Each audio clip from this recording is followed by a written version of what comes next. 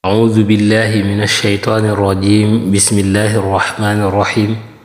رب اشرح لي صدري ويسر لي أمري واحلل عقدة من لساني يفقه قولي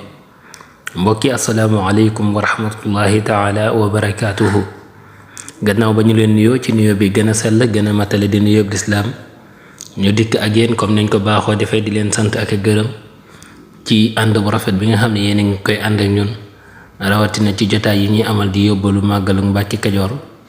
tey di suñu jotaayu fukkeel bi ak ñett incha allahu rabbi ñu fas yéene koo ànd ak yéen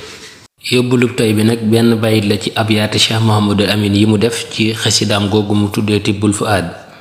yóbbulub tey bi fii la tàmbalee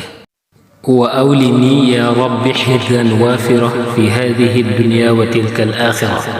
Mouhamadul Amin Baara Mbàkke dafay wax ne buur yàlla maa ngi lay ñaan sama dund bi lu mu gàtt-gàtt nga may ma cër bu yaatu fii ci àddina ak fale ci àllaaxira kon loolu moo doonoon yóbbalub tay bi ñu leen di jox dig daje ci beneen yoon